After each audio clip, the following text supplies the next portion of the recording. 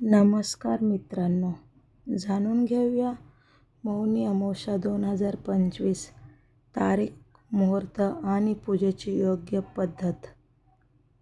माघ महिन्यातील अमावस्या तिथीला मौनी अमावस्या म्हणतात.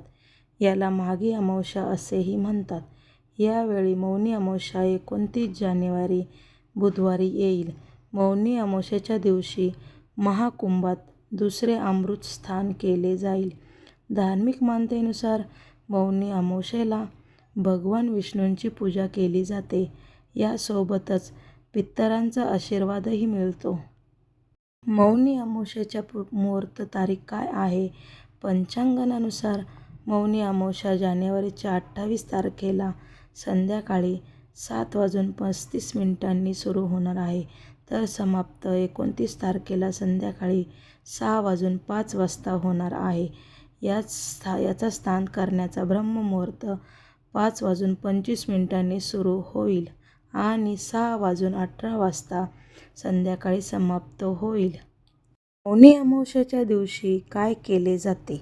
मौनी अमावस्येच्या पवित्र दिवशी गंगा स्नान करणे आणि दान करणे शुभ आहे. स्नान, दान इत्यादी केल्याने मनुष्याला सर्व प्रकारच्या पापांपासून मुक्ती मिळते. ज्या व्यक्तीच्या आयुष्यात पितृदोषाची समस्या असते त्यांना अनेक प्रकारच्या समस्यांना सामोरे जावे लागते. या समस्यांमुळे माणसाला जीवनात अनेक प्रकारच्या समस्यांना सामोरे जावे लागते. अशा स्थितीत मौनी अमावस्येच्या दिवशी काही ज्योतिषीय उपाय केल्यास पितृदोषांपासून आराम मिळेल. चला जाणून घेऊया मौनी अमावस्येला करावयाचे उपाय. मौनी अमावस्येला कोणत्या देवाची पूजा केली जाते? मौनी अमावस्येला भगवान शंकरांची पूजा केली जाते. यावेळी मौनी अमावस्येला अतिशय शुभ योग तयार होणार आहे. ज्योतिषीय गणनेवर आधारित यावेळी मौनी अमावस्येच्या दिवशी शनीच्या मकर राशीत त्रिवेणी योग तयार होत आहे. माघी अमावस्येच्या दिवशी मकर राशीत सूर्य, चंद्र आणि बुध यांचा संयोग होऊन त्रिग्रह किंवा त्रिवेणी योग तयार होईल. यावेळी देवगुरु बृहस्पती आपल्या 9व्या दृष्टीतून तिन्ही ग्रहांना पाहतील, ज्यामुळे नवपंचम योग निर्माण होईल.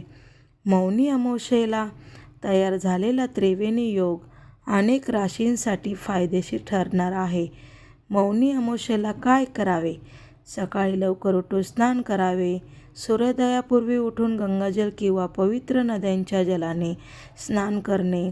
घरातील पाण्यात गंगाजल मिसळून स्नान करू शकता. स्नान केल्यानंतर स्वच्छ वस्त्रे परिधान करा. मौन राहणे. दिवसभर मौन राहण्याचा नियम ठेवा. बोलण्याऐवजी ध्यान आणि प्रार्थनेची वेळ द्या. मौन धारण केल्याने मन शांत होते आणि आध्यात्मिक लाभ होतो. अमावस्येला पूजा करता येईल का? देवघर स्वच्छ करा आणि देवतांना गंगाजल, फूल, अगरबत्ती, तूप, दीप आणि प्रसाद अर्पण करा. विष्णू, शिव आणि सूर्यदेवांची पूजा केली जाते. गायत्री मंत्र, महामृत्युंजय मंत्र किंवा विष्णू सहस्रनाम पठण करावे. पितरांसाठी तर्पण आणि श्राद्ध विधी करण्यासही या दिवशी महत्त्व दिले जाते. अमावस्येला काय दान करावे?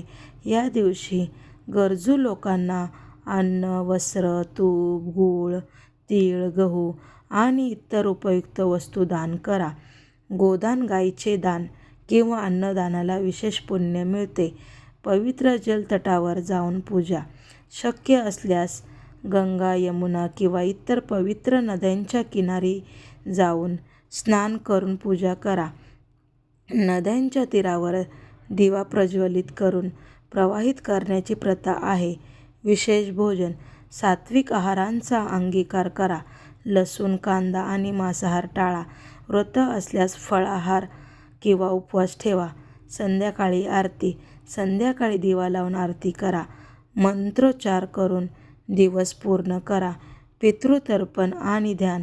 आपल्या पूर्वजांना अर्पण म्हणून जल अर्पित करा आणि त्यांच्या आत्म्याला शांती मिळण्यासाठी प्रार्थना करा. मौनी अमावस्येच्या दिवशी पितरांना नैवेद्य दाखवला जातो. यामुळे पितरांच्या आत्म्याला शांती मिळते आणि ते आशीर्वाद देखील देतात. यावर्षी मौनी अमावस्या 29 जानेवारी 2025 रोजी साजरी होणार आहे. अशा परिस्थितीत तुम्हालाही तुमच्या पितरांना प्रसन्न करायचे असेल तर या दिवशी काही खास अवलंबावे. अनेक वेळा जाणून बुजून किंवा नकळत आपण काही चुका करतो ज्यामुळे पूर्वज क्रोधित होतात. ज्या घरात पूर्वज क्रोधित असतात त्या घरातील लोकांना अनेक समस्यांना सामोरे जावे लागते. पितरांच्या आशीर्वादांशिवाय कोणतेही काम पूर्ण नाही आणि काम पूर्ण होत असतानाच बिघडू लागते असे मानले जाते. त्यामुळे पितरांना प्रसन्न ठेवणे अत्यंत आवश्यक आहे. तुम्हाला तुमच्या पूर्वजांना प्रसन्न करायचे असेल तर मौनी अमावस्येच्या दिवशी काही मंत्रांचा अवश्य जप करा. या मंत्राने पितृदोषापासून मुक्ती मिळू शकते. श्री स्वामी समर्थ. व्हिडिओ आवडल्यास व्हिडिओला लाईक, शेअर आणि सबस्क्राईब करा.